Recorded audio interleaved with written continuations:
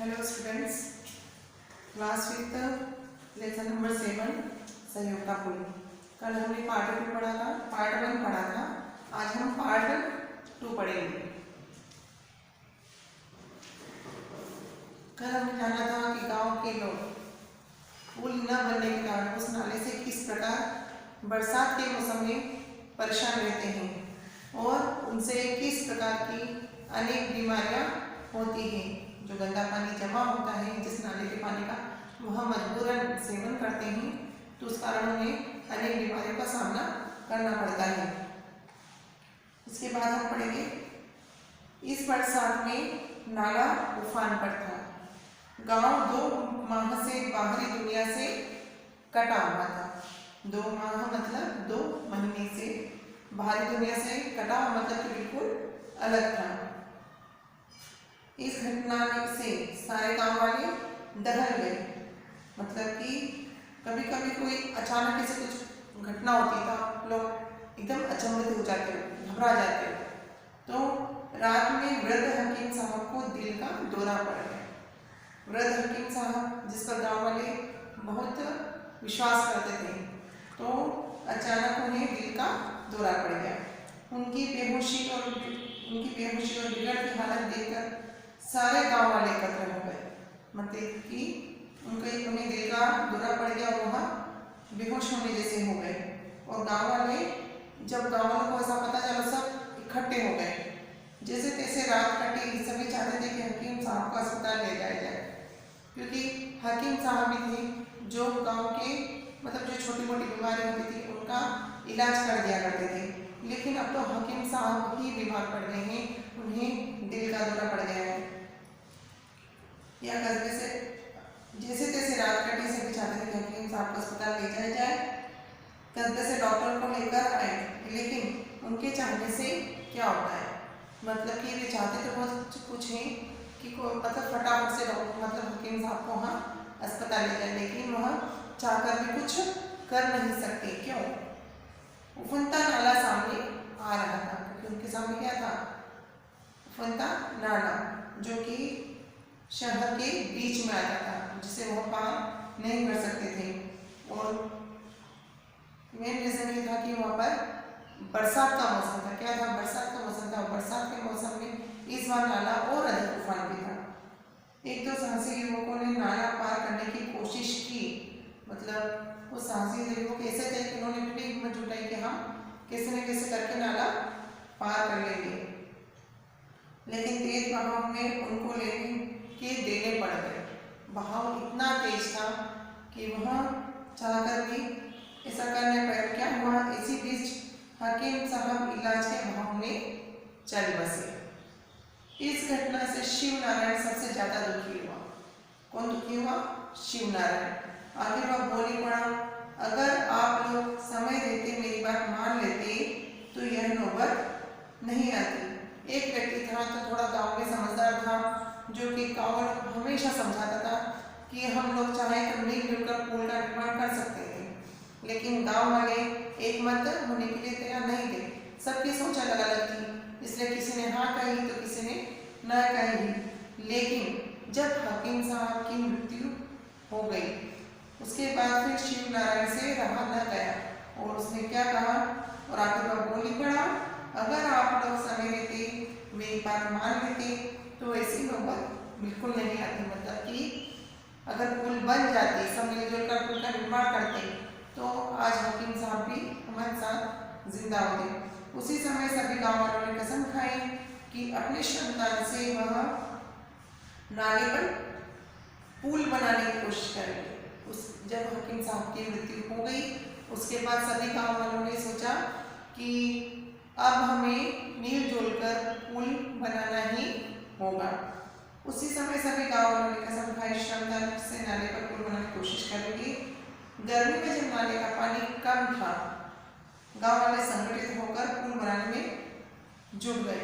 फिर जब गर्मी का मौसम आया, तब गांव वालों ने क्या सोचा कि अब नाले का पानी भी कम नहीं, मतलब कम है, तो अब हमें इस नाले के ऊपर पुल बनाने का कार्य प्रारंभ कर देना चाहिए।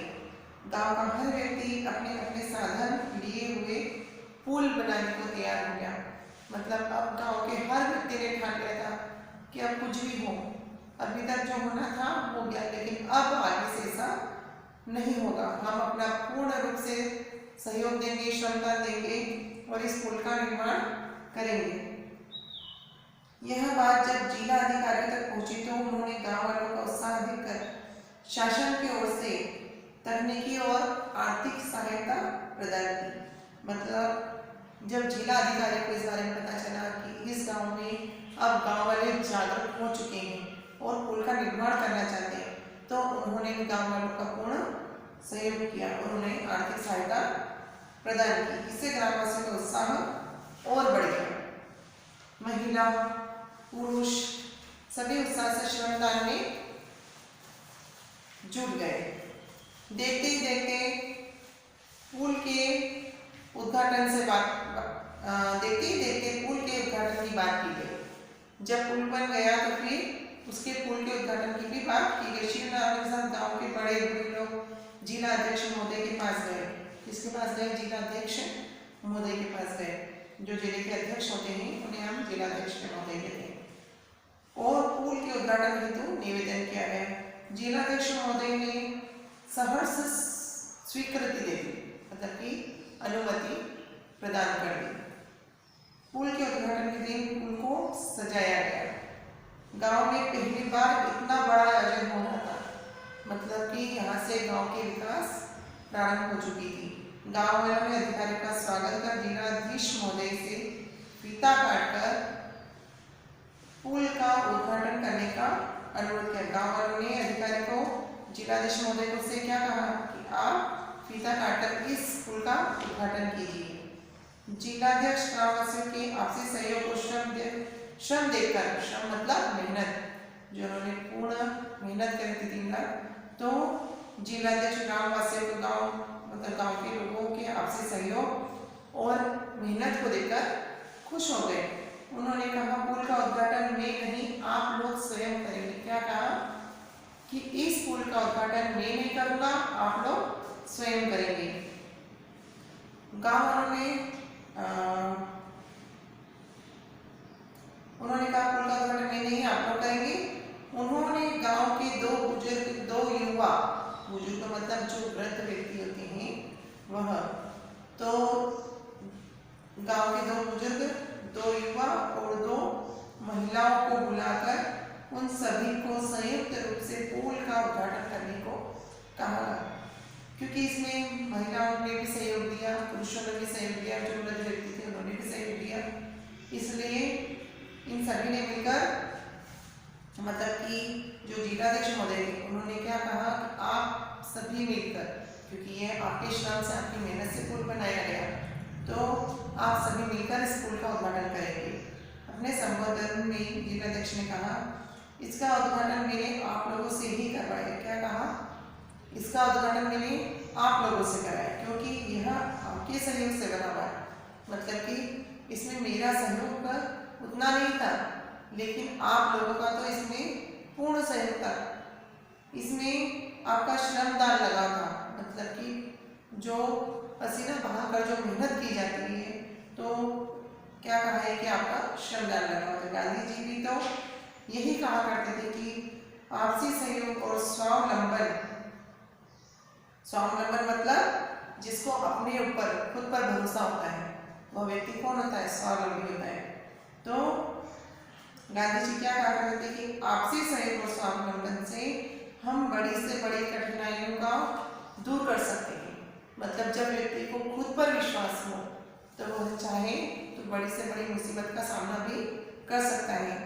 लेकिन यहाँ तो सभी में एकता थी, सभी गांव वाले एकमत हो चुके थे और अपनी मेहनत और अपने सहयोग और अपने श्रम से उन्होंने पुल का निर्माण किया, जो हर साल बरसात में उन्हें अनेक दिक्कतों का, अनेक परेशानियों का सामना करना पड़ता था।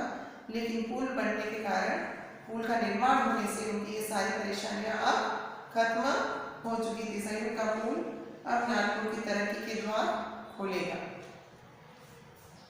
ऐसे आज भी कई ऐसे छोटे मोटे गांव हैं जहां पर इस प्रकार की दिक्कतों का सामना करना पड़ता है। लेकिन अगर एक व्यक्ति भी जागरूक होता है तो वह अनेक व्यक्तियों को जागरूक करता है और वहीं पर जब व्यक्ति के अंदर आपसी सहयोग की भावना होती है तो मिलजुल कर कार्य को सफल बनाते हैं। ये सेकेंड पार्ट आज कंप्लीट हो गया है। आपको भी कॉपी कंप्लीट रखनी है अपनी। जो भी लेसन आपको पढ़ाया जा रहा है, पीडीएफ भेजा जा रहा है, उसे फेयर कॉपी में आपको कंप्लीट करना है। Thank you to all.